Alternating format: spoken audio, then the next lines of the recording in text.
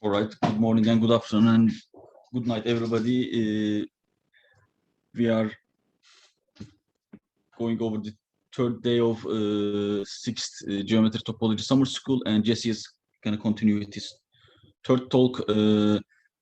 After today, we're going to give a break for Thursday, and we're going to continue on Friday. And this is the last piece of the talk in these 3 days. All right.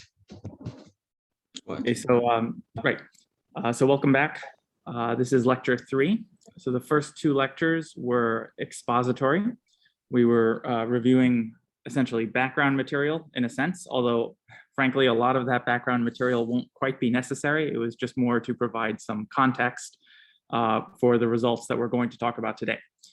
So this is a research talk. So this will be an advertisement for some recent results on the subject you see on the screen, the Jacobi spectrum of closed holomorphic curves in the 6th sphere. Okay, so we're going to review some very basic aspects of minimal surfaces, specifically the second variation of area formula. And from the second variation of area formula, we will define the Jacobi operator, and its spectrum will be called the Jacobi spectrum. And I'll say what's known in some special cases. We'll specialize to the case of interest, which is that of minimal surfaces in round spheres. And just to give some sense as to what's known, I'll mention some results about the Jacobi spectra of minimal surfaces in the round 3 sphere, the round 4 sphere, and even dimensional spheres in general. Then we'll specialize to the case of interest even further, which is that of the round 6 sphere. Okay, now why would you be interested in the round 6 sphere? Well, the 6th sphere is the only sphere which can admit an almost complex structure, other than the 2 sphere, of course, and studying minimal surfaces in the 2 sphere is maybe not that interesting. So we're going to give the round 6 sphere its standard almost complex structure, J, and with respect to J, we can look at a subclass of the minimal surfaces known as holomorphic curves. Okay, these are surfaces whose tangent spaces are invariant under the almost complex structure. And as we'll recall, holomorphic curves are indeed always minimal in the 6th sphere. Okay, so to study holomorphic curves in the 6th sphere, we're going to do this in a sense using some classical ideas, which is that of a holomorphic Frenet frame. So we'll review the classical Frenet frame for curves in R3, right? That goes back, I guess, centuries at this point. And then using that as motivation, we'll review the concept of a holomorphic Frenet frame. This is due to Robert Bryant, and this was how he studied holomorphic curves in S6 in his 1982 paper. And just like how curves in R3 have a notion of curvature and torsion, we'll see that holomorphic curves in S6 also have a version of curvature and torsion, so to speak. And so in particular, we can look at those holomorphic curves in S6 that have no holomorphic torsion, if you like, and we'll call them null torsion holomorphic curves. This turns out to be a very interesting and rich subclass of holomorphic curves in the 6th sphere. Then finally, we'll state our main results, and our main results, theorem A and theorem B, they pertain to this class of null torsion holomorphic curves in the 6th sphere. Okay, so we'll state the theorems, and then I'll mention a potential application. That's some work in progress, and I'll also mention some open questions. And I would be very happy if any of you in the audience, are interested in studying these open questions or talking about them further. To indicate the ideas of the proofs of theorems A and B, normally we wouldn't have time for this, but since we have more time today, I'll go into a bit of the ideas. Theorems A and B actually follow from slightly stronger or more precise results called theorem A prime and theorem B prime. Okay, but to state theorem A prime and theorem B prime, we're going to need to go back to the holomorphic Frenet frame again and study it a little more closely using the language of holomorphic vector bundles. So then we'll state theorem A prime and B prime. They will very obviously imply theorem A and B, and then I'll say a few words, very roughly give some rough sketches of how theorems A prime and B prime are proven. Okay, so let's begin just in a very general context. Let's begin with minimal surfaces, just in Riemannian manifolds. So throughout this talk, sigma 2 always denotes a closed orientable surface of genus G and its area will be denoted by A. Okay, let M be a Riemannian N manifold. The metric will be denoted by angle brackets. So recall that an immersion of a surface into M is a minimal surface if it is a critical point for the area functional. So for all variations ut, you can take the area at time t, and we require that the derivative at t equals 0 of the area of ut is 0. So minimal surfaces are, they're not necessarily area minimizing, they're only required to be area minimizing to first order. In particular, they may or may not be area minimizing to second order. And what we'd like to do is measure the extent to which a minimal surface is or is not area minimizing to second order. Okay, and the way to measure this is with a formula known as the second variation of area. Okay, to state it, we need some notation. Okay, nabla bar will be the Levi-Civita connection of the ambient space M. Nabla T will be the tangential connection. That's the same thing as the Levi-Civita connection of sigma. Nabla perp is the normal connection, and Roman numeral 2 will be the second fundamental form of the immersion. So the second variation of area formula goes like this. This is classical at this point. Let U be a minimal surface, and UT will be a variation of U with normal variation vector field eta. Then the second derivative of the area of UT at time t equals 0 is given by this integral here. Now this integral has 3 terms, and I need to tell you what those terms are. The first of these terms is a second order elliptic operator. It is the connection Laplacian of the normal connection. The other 2 terms are 0th order. B is essentially the second fundamental form of the immersion, and script R is essentially the curvature of the ambient space. Okay, so the curvature of the ambient space plays a role, as does the second fundamental form in the way that you see here. Okay, and all of these things affect, well, the second variation of area, the extent to which a minimal surface is or is not area minimizing to second order. So let's give the integrand a name. The name that we'll give this integrand is the Jacobi operator. Okay, so this is the second order linear differential operator, L, given by this formula here. Notice that it eats normal vector fields and it spits out normal vector fields. Now, how would we study a linear operator? Well, from linear algebra, you know that a good way to study a linear operator is to diagonalize it. So that means we should understand L, the Jacobi operator of U, by studying its eigenvalues and more generally its eigenspaces, the eigenvalues and their multiplicities. So L is a strictly elliptic differential operator. So by general theory, we know that the eigenvalues of L form an increasing sequence of real numbers. Okay, and they're okay, so we'll call those eigenvalues lambdas, lambda 1, lambda 2, etc. And their multiplicities will denote those by lowercase m. Okay, so m1, m2, etc. So the Jacobi spectrum of U is the set of the Jacobi eigenvalues together with their multiplicities. Okay, now there are several very well-known, these days famous invariants of a minimal surface that can be described in terms of the spectrum. For example, the Morse Index is just the sum of the multiplicities corresponding to the negative eigenvalues, right? It's the dimension of the space of normal vector fields on which the Jacobi operator is negative definite. The nullity is the dimension of the space of Jacobi fields, right? So that's the multiplicity of the eigenvalue 0.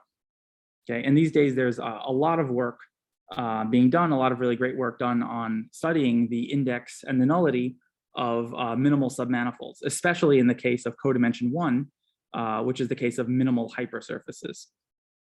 Okay, typically, the index and nullity are just extremely difficult to compute. Even under, in highly symmetric situations, computing the index and the nullity, or really any of these eigenvalues or their multiplicities, it's just a very, very difficult thing, if not impossible. So what's done by differential geometers and geometric analysts is to estimate the index and the nullity in terms of more familiar, more computable geometric and topological quantities. That's typically the name of the game, to get estimates for the index and nullity in terms of things that you recognize. Okay. I should point out that a minimal surface is stable if and only if all of its Jacobi eigenvalues are non-negative, and it's unstable otherwise if it has a even one negative Jacobi eigenvalue. Okay, this is just an equivalent characterization of stability.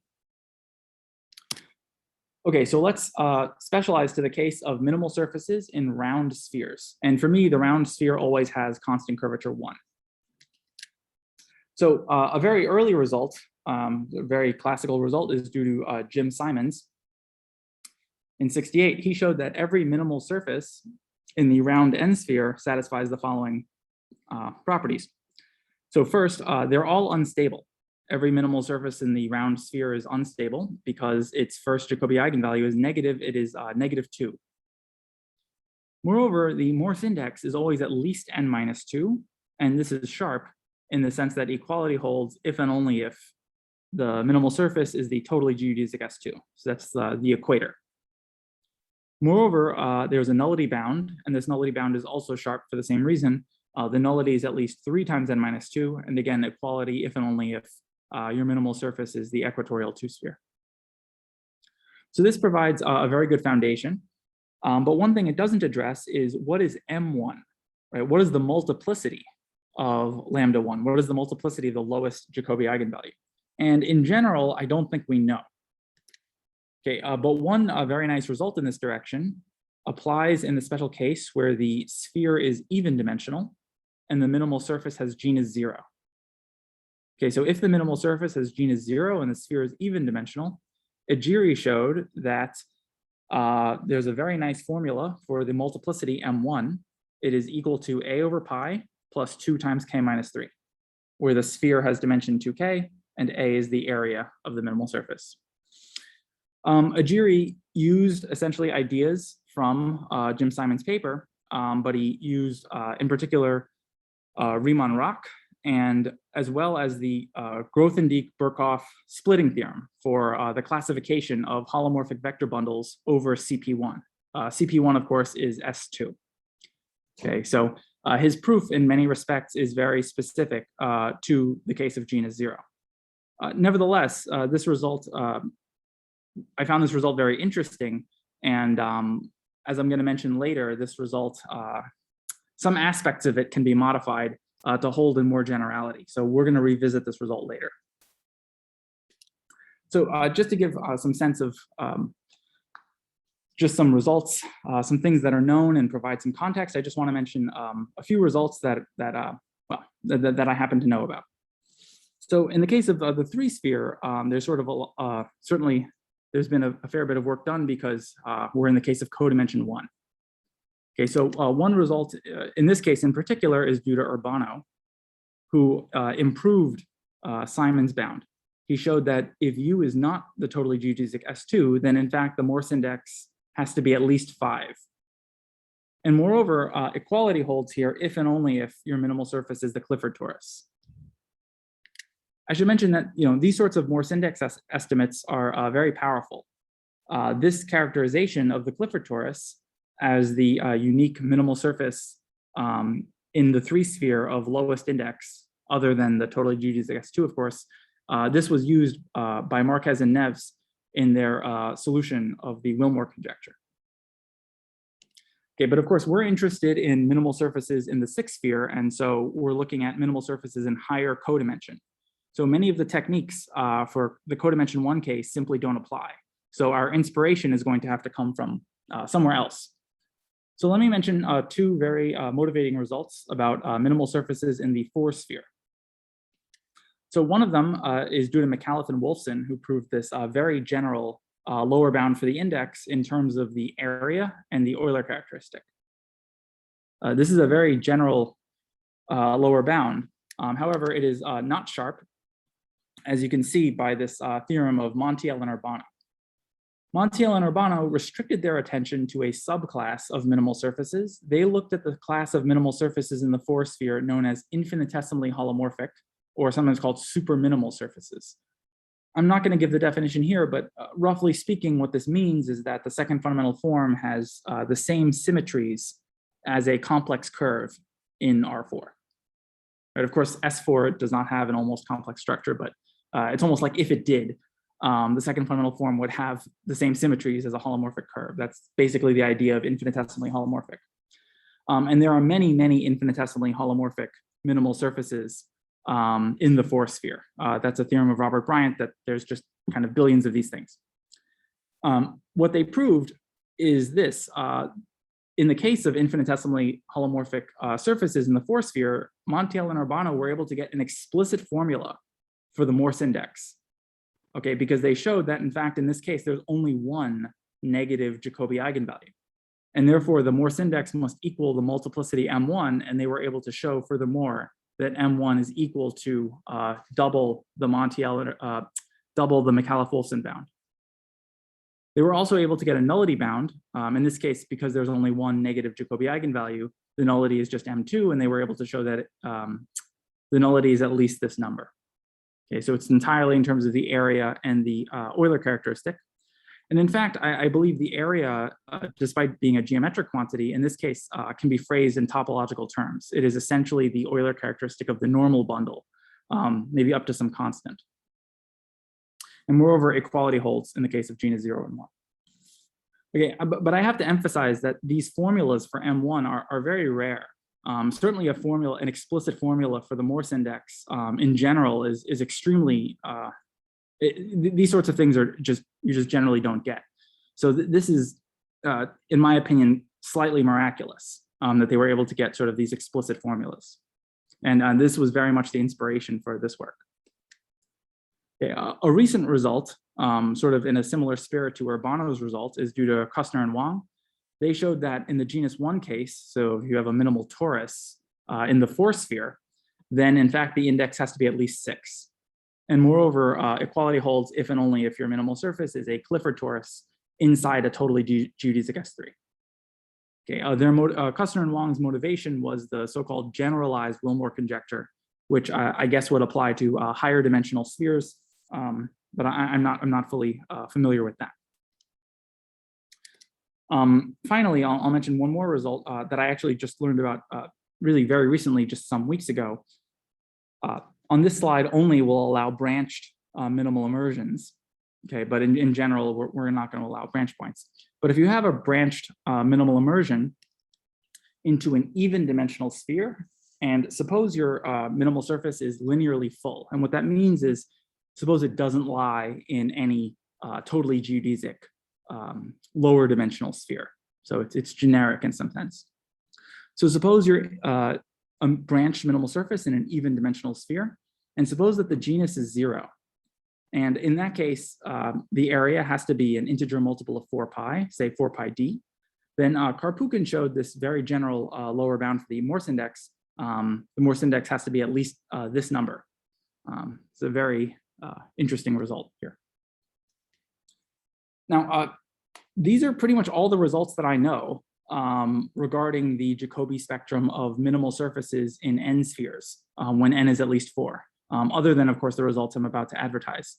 So I'd be very happy to learn that there are some results that I'm not aware of, but as far as I can tell, when it comes to minimal surfaces in higher dimensional spheres, you know, we still don't know very much. There's still a lot that, still a lot of really basic things that we don't understand. Okay, so of course, today I'd like to talk about the 6th sphere, and the motivation is that, like I said, the only n sphere that admits an almost complex structure, those are the 2 sphere and the 6th sphere. Of course, it's not known whether the 6th sphere has an integrable almost complex structure.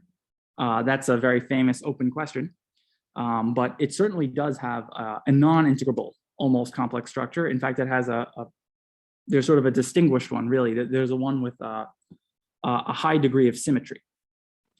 So we're going to give S6 its standard almost complex structure, J, and it has a high degree of symmetry in the sense that it is invariant under the Lie group G2.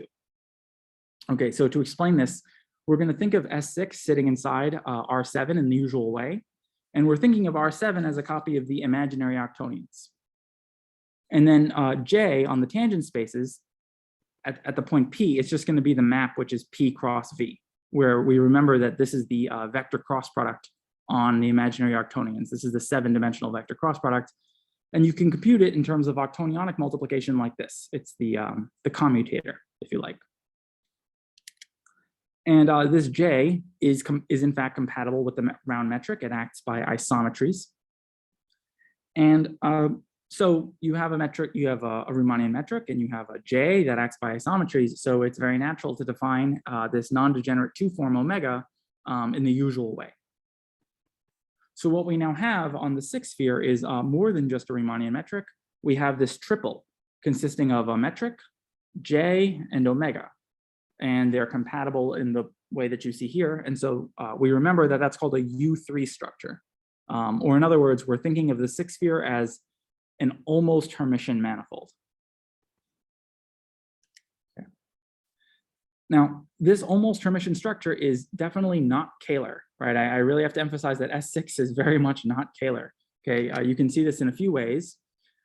Okay, omega, the 2-form is not closed. J is certainly not integrable. And for that matter, J is not parallel with respect to the Levi-Civita connection on S6. So all of this seems terrible. This seems like a terrible structure to put on the 6th sphere. Is there anything good you can say about it? Well, the good news is that this U3 structure is special. It is strictly nearly Kähler. Okay, and what that means is that although it's not Kähler, the covariant derivative of J, although it's not 0, it is skew symmetric. Okay. Another thing you can say, and this will be useful to us later on, although Nabla-Bar, the Levi-Civita connection, does not preserve J or omega, you can cook up a connection which does. So let's call this the unitary connection. We'll call it D-bar. It's defined by this formula. And D-bar does have torsion. However, it has the nice feature that it preserves the metric and J and omega. So in a certain sense, kind of D-bar, despite having torsion, is perhaps a more geometrically natural connection to work with when studying the 6th sphere. Okay, now one more piece of data. This U3 structure on S6 is strictly nearly Kähler. And as we know from last time, that means that S6 has a family of complex volume forms. Okay, actually a circle's worth. Let's pick one in particular. And to explain the one we're going to choose, recall that we're thinking of S6 as sitting inside R7. And on R7, we have the associative 3 form. Let's also recall that, of course, we have this radial vector field on R7, just the usual one. And so given this notation, we can define this 3 form. Okay, this is a complex 3 form. You take the radial vector field, you hook it into the Hodge dual of phi0, add I phi0, and restrict to the 6th sphere. This is a thing you can do. You get a 3-0 form, so it's 3-0 with respect to J. It's nowhere vanishing, and in fact, it satisfies this nice normalization. Okay, upsilon wedge upsilon bar is essentially the volume form of the 6th sphere after you modify by a factor of I over 8. Okay, so this will be the complex volume form that we choose, and on the 6th sphere, and the point now is that we have more than just this U3 structure, we have an SU3 structure. Okay, so we can talk about not just oriented orthonormal frames, but we can talk, if we like, about unitary frames, or better yet, special unitary frames. And we can do computations with respect to special unitary frames. This is sort of the upshot of all of this fancy structure. Okay, now, since we have a J, we can talk about what it means for a surface in S6 to be a holomorphic curve. And so I'll remind you that an immersed surface in S6 is called a holomorphic curve if its tangent spaces are invariant under J. An equivalent condition is that omega restricted to sigma is the volume form of sigma. Okay, you may recognize this as the condition that the surface sigma be calibrated by omega. And it is true that omega has comass 1. However, omega is not closed. So omega in this context is not quite a calibration. So you might think that then holomorphic curves, well, since they're not calibrated by omega, well, you might think that maybe they're not very nice. But it turns out that they are, in fact, minimal surfaces. Okay, we saw this last time, but I'll remind you how this works. There's actually 2 proofs. I'll give a second proof. So one proof is just to sort of compute directly. Okay, you can show, this is a sketch, you can show that if you have a holomorphic curve in S6, then this condition implies extra symmetries in the second fundamental form. So the second fundamental form sort of has, well, extra symmetries. And those symmetries imply in particular that the trace of the second fundamental form vanishes. That just means that the mean curvature is 0. And therefore the holomorphic curves are minimal. Okay, another proof which makes some connections with G2 geometry, this is the proof I mentioned last time, goes like this.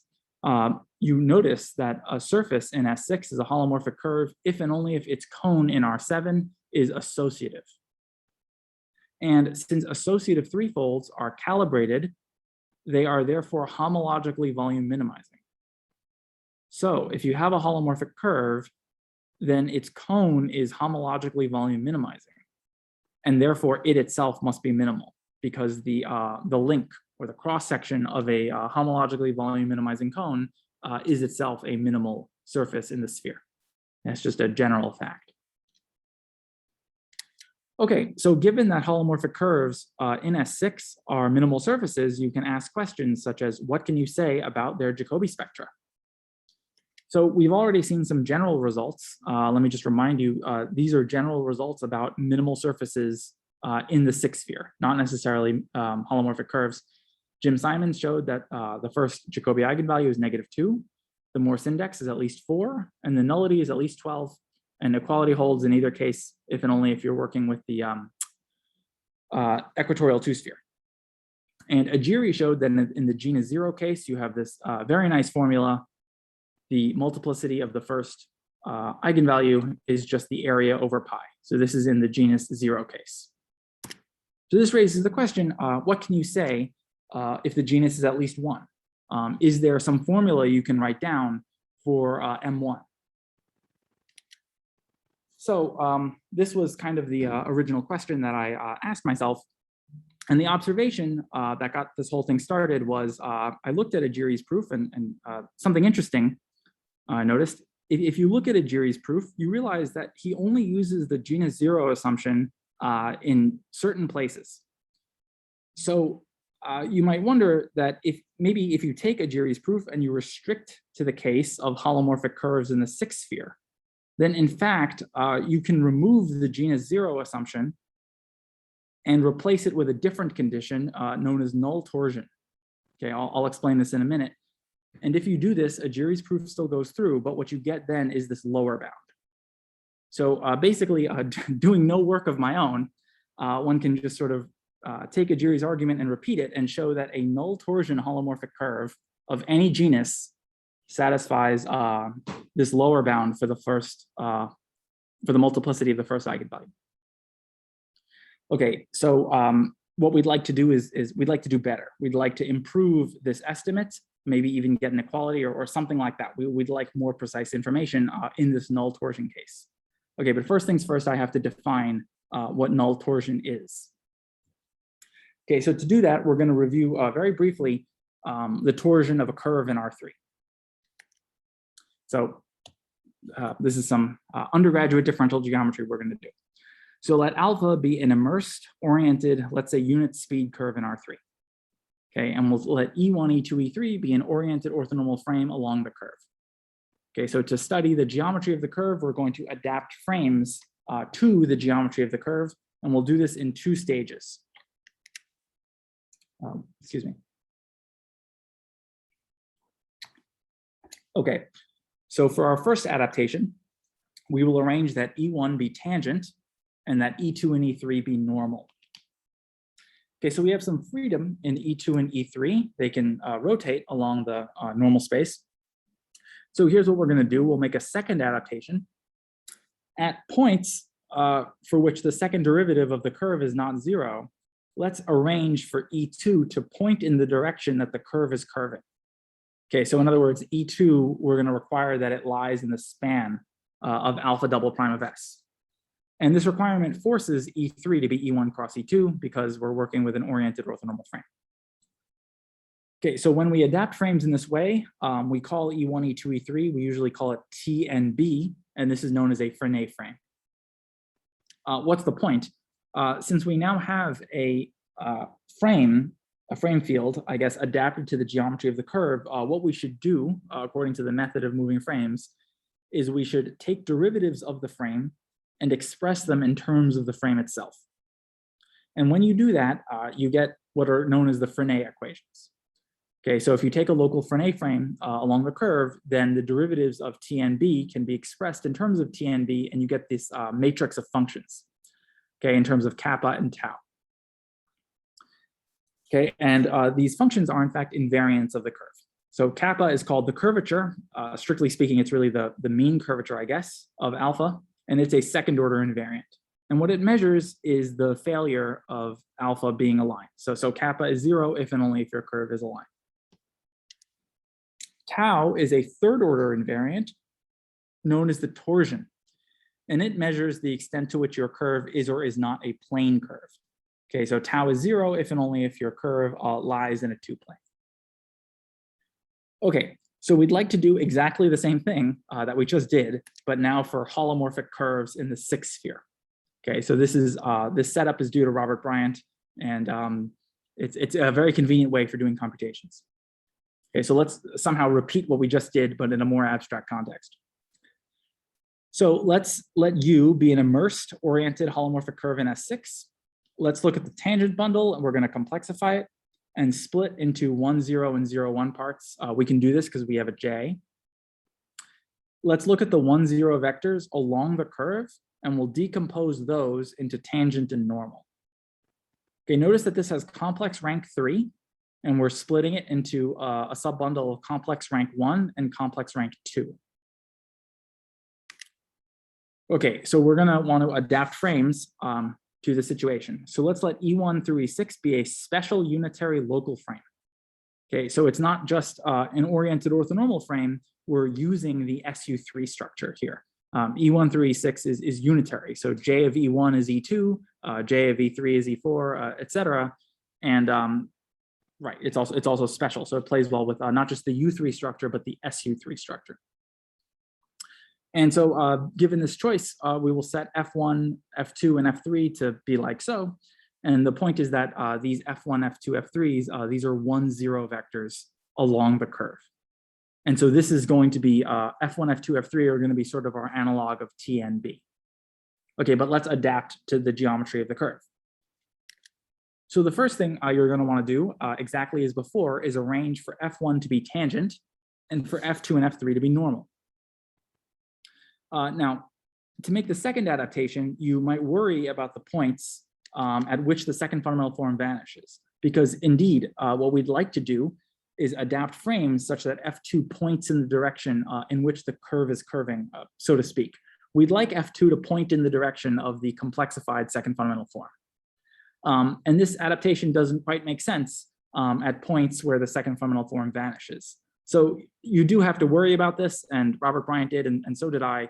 But this is a technical point that ends up not being a problem. The set of points at which the second fundamental form vanishes is either finite, and those points can be ignored for reasons I won't go into, or it's all of sigma, in which case you're dealing with the totally geodesic S2. Okay, and that's not a very interesting case. Okay, the upshot is at the points where the second fundamental form is not 0, let's arrange for F2 to point in the direction that the curve is curving, so to speak. Okay, so it's going to lie in the complex span of Roman numeral 2 of F1, F1. Okay, so such a frame adapted in this way, we're going to call it an adapted frame. So what should we do? We should take the covariant derivative of our frame field F1, F2, F3 and express those covariant derivatives in terms of the frame field itself. When you do that, you will get essentially an analog of the Frenet equations. Okay, so if you take any adapted local frame, F1, F2, F3 on an open set, then it turns out that there are locally defined holomorphic functions, kappa and tau, and there are also connection 1 forms that satisfy, that make these equations true. Okay, here zeta is E1 plus IE2, where E1, E superscript and E superscript 1 and E superscript 2 are the 1 forms dual to the vector fields. Okay. So notice that just like last time, we have a kappa and we have a tau, And a natural question is there some sort of geometric interpretation of kappa and tau? Okay, now you might wonder about these gamma terms. Why are these here, whereas they weren't here in the case of curves in R3? The reason is that F1 and F2, F3 are not uniquely determined. There's still some freedom. There's actually a 2 torus worth of freedom at each point, and that's why you're getting these connection forms. Okay, it's just reflecting the fact that F1, F2, and F3 are not uniquely defined. And in fact, on that note, kappa and tau are not really well defined either. They depend on the choice of frame. However, the conditions kappa equals 0 and tau equals 0, those are well defined. Those are independent of the frame. There is a way, which I will mention later, to sort of encode kappa as a frame independent object, but I'll mention that at the end of the talk. So there is kind of a frame independent way of making sense of kappa and also of tau, but we won't need that just yet. The point is that kappa is a second order invariant, sort of, and you can think of it as the curvature. And indeed, kappa is 0 if and only if your holomorphic curve is the totally geodesic S2, or a piece of it anyway. And tau is essentially a third order invariant, sort of, and we'll call it the torsion. We'll say that a holomorphic curve is null torsion if tau is 0 for some adapted frame or equivalently all adapted frames. Okay. So a natural question is, what is the geometric meaning of null torsion? Does it mean that the holomorphic curve lies in an S4 or an S5? Not quite. It turns out to be much more subtle than this. The torsion of a holomorphic curve is much more subtle than the torsion of a curve in R3. So to explain what this means geometrically, I'm going to give a number of equivalent conditions. Okay, and 2 of these conditions will be phrased in terms of a strange sort of twisted complex structure, J hat. So remember that we have a J, okay, the almost complex structure we've been working with on the tangent bundle of S6. So if we think of the normal bundle as E3, E4, E5, E6, then how does J act? JE3 is E4 and JE5 is E6 because we're working with a unitary frame, a special unitary frame, in fact. Now, it turns out we can cook up a new complex structure, J hat. This will be surprisingly important. A new complex structure, J hat, on the normal bundle as follows. It's going to be the same on the principal normal.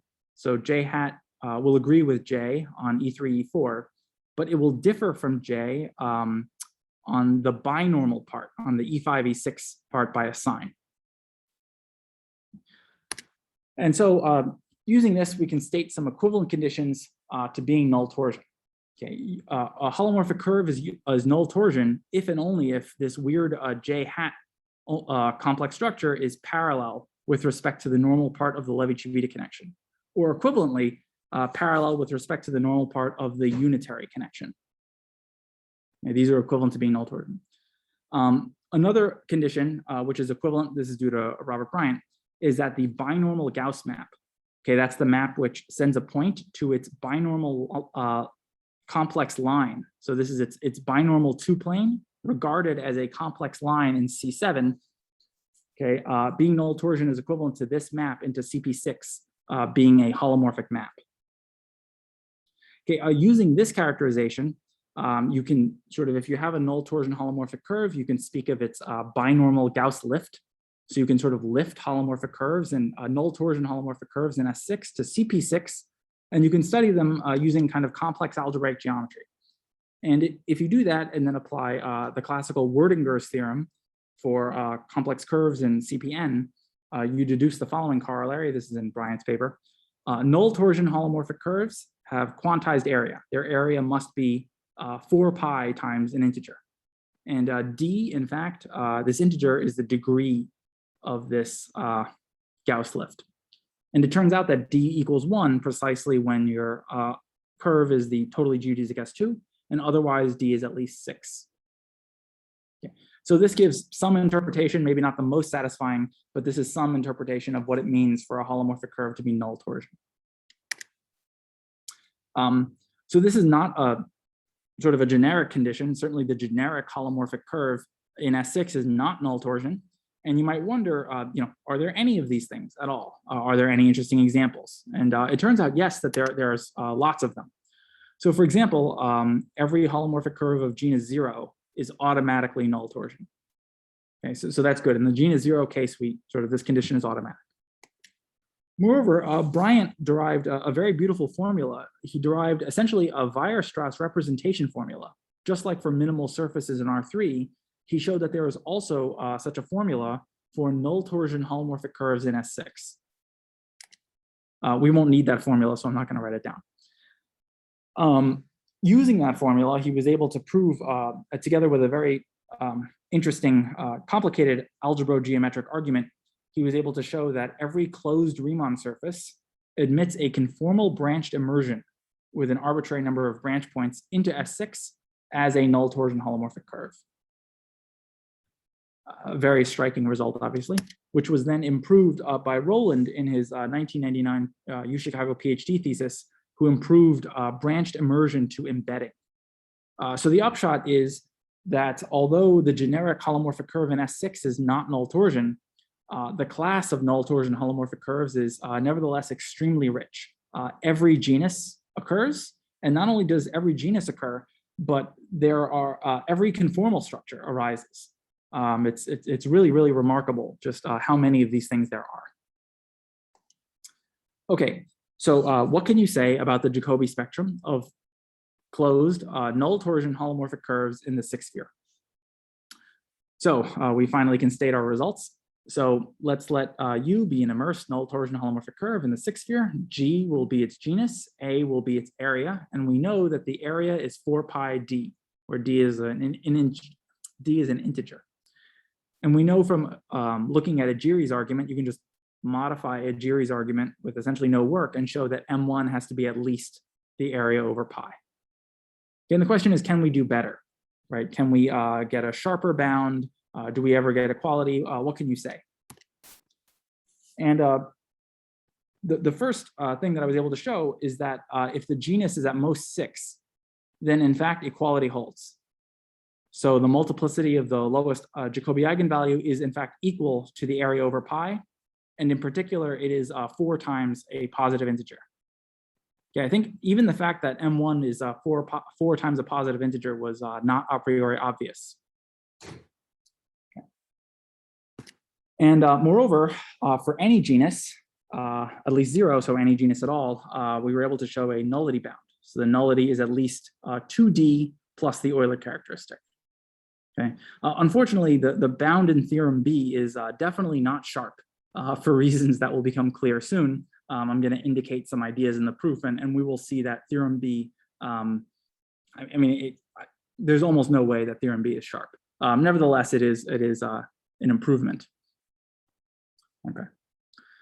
So you may be wondering about this genus genus at most 6 assumption. I will comment on that as I explain some of the ideas in the proof. It does seem a little strange.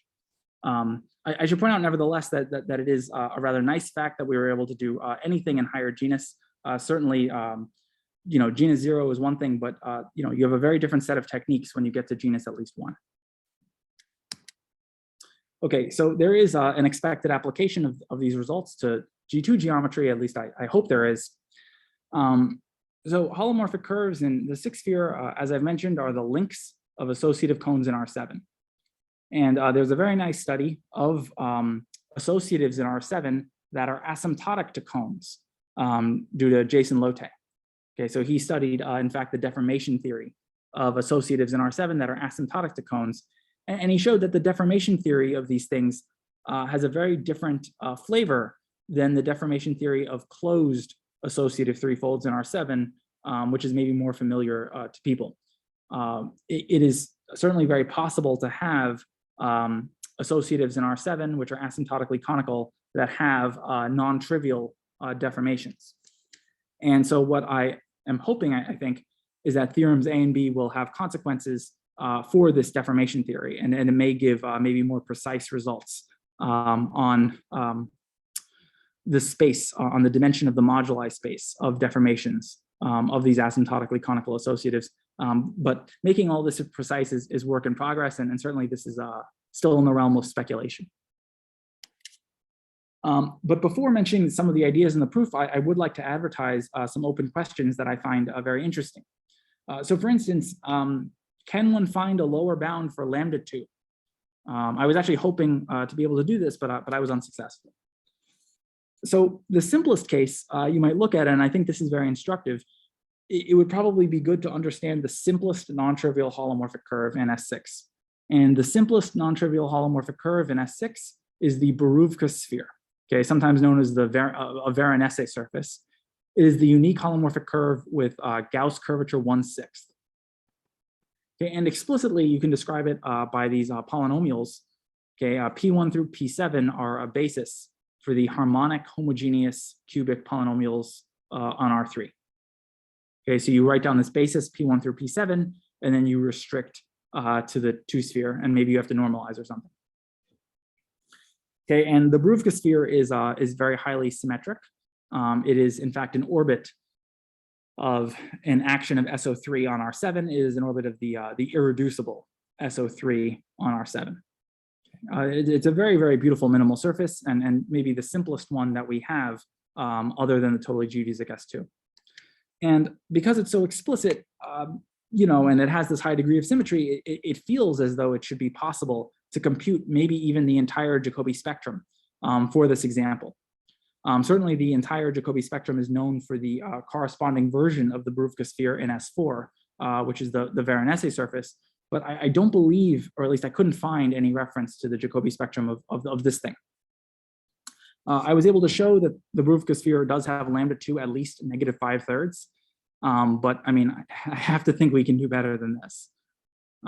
It may be the case that equality holds, but I wasn't able to show that.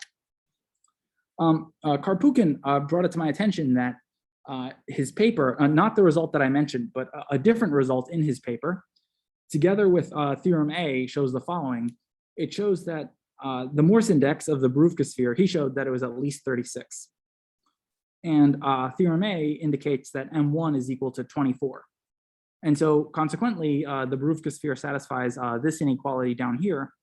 And this is a fancy way of saying that lambda 2 is definitely negative for the Beruvka sphere. So there is definitely another negative Jacobi eigenvalue. Okay, but what the exact value of lambda 2 is, I don't know. What M2 is, I don't know. But this feels like this ought to be computable, maybe with some representation theory knowledge. Another open question I'd like to advertise concerns a generalization to even dimensional spheres. Again, if you look at Agiri's proof, it's actually rather general. He showed that if you have any super minimal surface in the 2K sphere, then in fact, M1 is at least this number, area over pi plus K minus 3 times the Euler characteristic. So there's this very general lower bound for the multiplicity of the first eigenvalue. And assuming U is a super minimal surface, when does equality hold? So here are some cases in which equality does hold. So Agiri showed in his paper that you get equality when the genus is 0. Montiel and Urbano showed you get equality when K is 2. So in other words, when you're in the 4 sphere. And theorem A that we just advertised shows that equality holds when K is 3, G is most 6, and U is a holomorphic curve. So maybe it's the case that equality holds for all super minimal surfaces all the time, but I don't think anyone knows. And I think this is maybe a reasonable conjecture, I think. Okay, so I want to indicate some of the ideas in the proofs of theorems A and B. In particular, it would be good to explain where this genus M6 assumption comes from. And so to explain this, I think the easiest way of understanding this is to point out that theorems A and B are special cases of more precise results, which I'll call theorem A prime and B prime. But in order to state those, we need a little bit more terminology. And what we need to do essentially is look back at Bryant's paper and the way that he discusses holomorphic Frenet frames. And he discusses it in very abstract language. He explains that the holomorphic Frenet frame can really be regarded as a splitting of the 1,0 vectors along the surface. You split this complex vector bundle of rank 3 into 3 complex line subbundles, which we'll call LT, LN, and LB. So basically TNB. And so what I need to do is define LT, LN, and LB for you and explain how exactly this splitting works. Okay, this will take 2 slides. 1 second. Okay.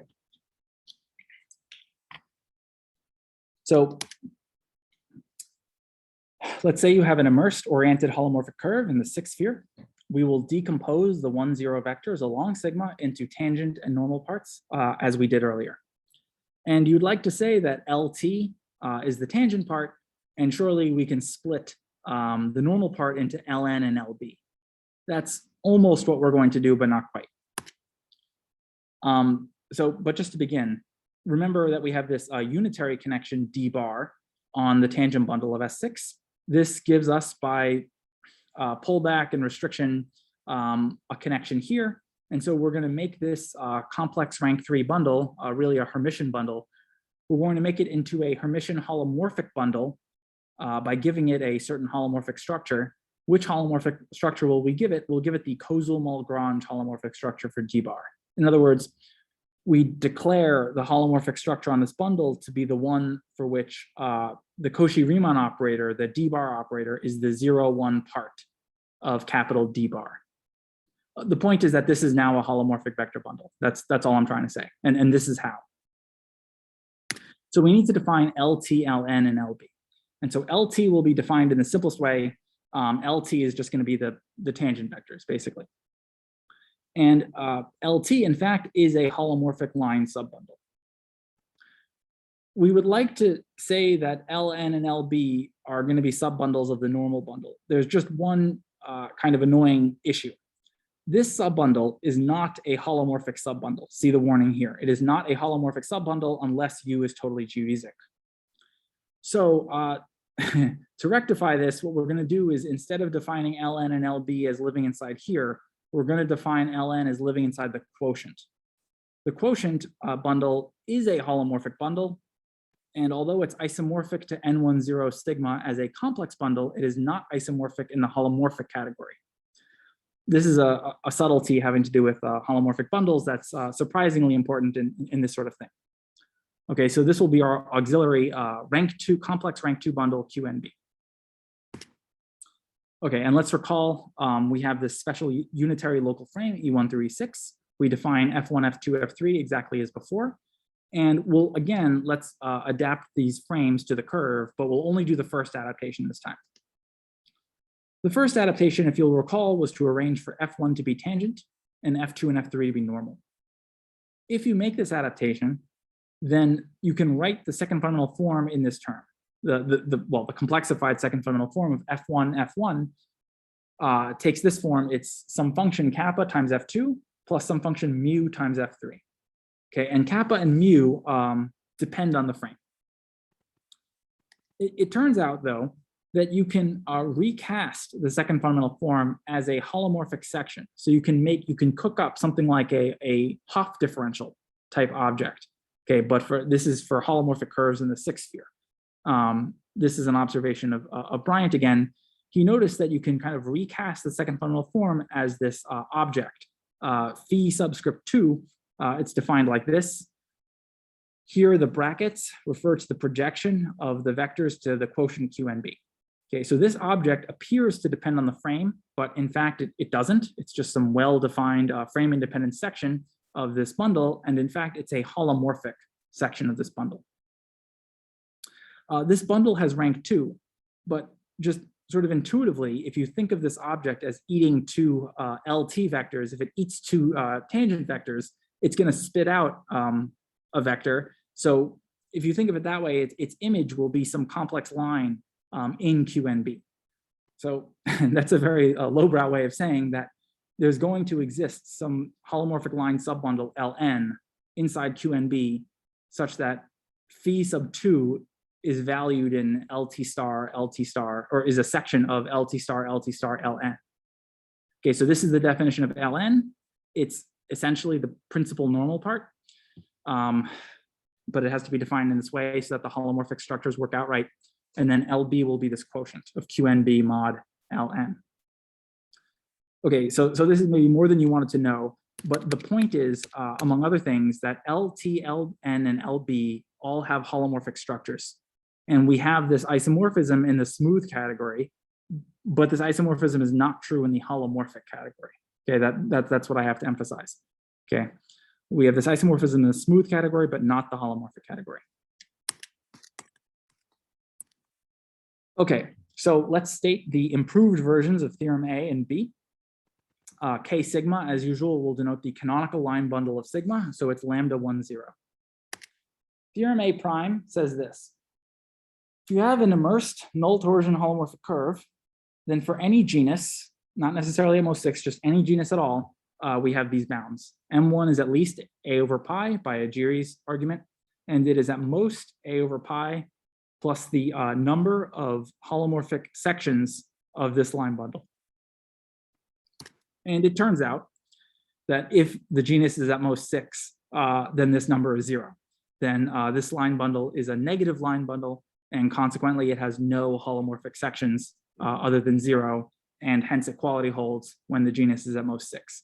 This is what I actually show in the paper. Theorem B prime is this. For any genus G at least 0, if you look at the null space of the Jacobi operator, that's the set of Jacobi fields. So in other words, the set of normal vector fields on which the Jacobi operator is 0. This is the kernel, if you like. This vector space contains a subspace that is isomorphic to this space. This is the set of holomorphic sections of this line bundle, Ln tensor K sigma star. So there's a subspace of the null space isomorphic to this. So therefore, the nullity, which is the dimension of the null space, must be at least the dimension of this subspace. And the dimension of the subspace can be computed by or estimated by Riemann-Roch. Okay. This last inequality, it turns out, you can get equality again when the genus is at most 6, but maybe that's not very interesting. And you can see from theorem B prime why I expect that this estimate is almost certainly not sharp, because this subspace here is, as I'm going to explain, almost certainly a proper subspace of the null space. So really what we're doing is not so much estimating the dimension of the null space, but rather estimating the dimension of a subspace, which is almost certainly proper. Okay. So finally, I'm going to explain some of the ideas very briefly behind theorem A prime and also behind theorem B prime. Are there any questions? I know there's a lot of, it's very dense. Okay. So theorem A prime is this again. So here's what we're going to do. We're going to equip the normal bundle with the weird complex structure J hat. That's one of the insights of this work. That, as strange as it sounds, despite the fact that we're studying holomorphic curves, so there's this natural choice of J, somehow when you study the second variation of area, J is the wrong complex structure to use. It's very strange. You should really use this twisted J hat. Everything works out much better. And when you do this, the normal bundle as a complex bundle is isomorphic to Ln direct sum LB star. Now, remember that we have two different connections that we like. There's the normal part of the Levi-Civita connection, and there's also the normal part of the unitary connection. With respect to either of these, we could make this complex bundle into a holomorphic bundle. Okay, so there's basically two different holomorphic structures that are that we could naturally define. This one coming from the Levi-Civita connection, and this one coming from the unitary connection. Which one should we use? You know, maybe we should play them off each other. That's sort of the idea. Now, Gürsey's argument shows that the first eigenspace of the Jacobi operator has a holomorphic interpretation. This is how he proved his lower bound. He showed that the first eigenspace of the Jacobi operator can be interpreted as the space of normal vector fields that are holomorphic with respect to nabla. Okay, and remember, this is from the Levi-Civita connection. Okay, and therefore, using Riemann-Roch, you get the lower bound. But it seemed to me that maybe since we're dealing with holomorphic curves and we have this U3, or really an SU3 structure, maybe the more natural, geometrically natural connection to work with is D. So what happens if we switch from the Levi-Civita holomorphic structure to the unitary holomorphic structure? What happens? So let's consider the difference tensor S that measures, this is a tensor. It's the difference between these things. And so you can rewrite this d-bar equation like so. Okay, so this seems like a terrible thing to do. We've taken this perfectly nice d-bar equation and we've replaced it by something worse. Okay, but the miracle is, this is a consequence of the null torsion condition, together with the fact that S6 is particularly simple and just nearly Kähler is somehow, the intrinsic torsion of a nearly Kähler structure is very small. There's sort of, those two things together imply, well, a few things, but basically this system, which could have been very horrible, actually decouples, and it decouples in just the nicest possible way into this system of d-bar equations. And now you can just look at it and count solutions. I mean, what are the maximum number of solutions you get? Well, to the second equation, there's at most little h0 of LB star of them. And to the first equation, at most, there's h0 ln of them. But you want the real dimension, so you multiply by 2. You apply Riemann-Roch, and the maximum number of solutions you get is exactly this number. It's just how it works out. And like I said, if the genus is at most 6, then this bundle is a negative line bundle, so it has no holomorphic sections. It's just sort of essentially very lucky that this system decouples the way it does. Well, sort of. It has to do with the null torsion condition.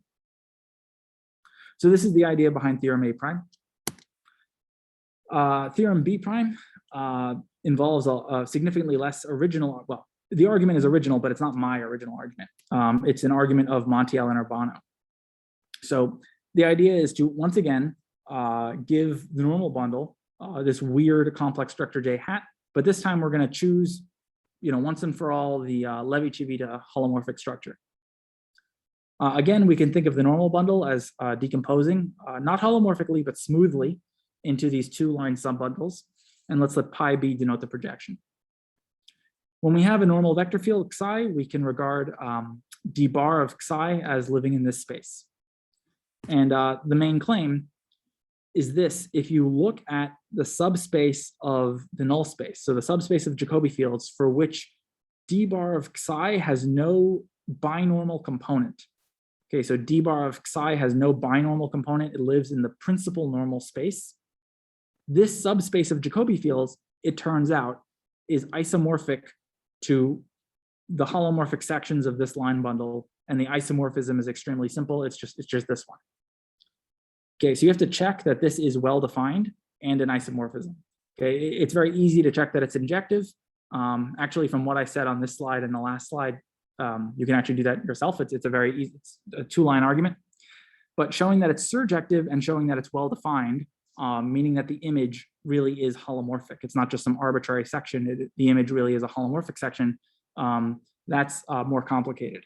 And all of this main claim, sort of this entire setup, this is basically an argument due to Montiel and Urbano in their study of superminimal surfaces in the force sphere.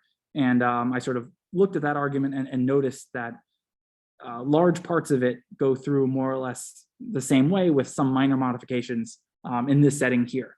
And in fact, I think probably it goes through even more generally for superminimal surfaces in any even dimensional sphere, but I have not checked that.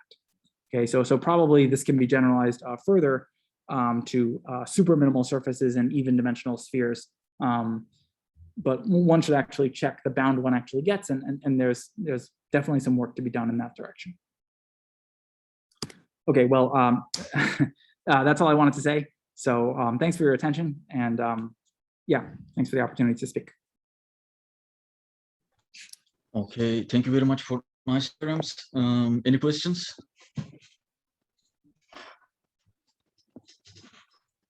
Yes, no? Okay, thank you very much, and we're gonna meet in the afternoon. Okay.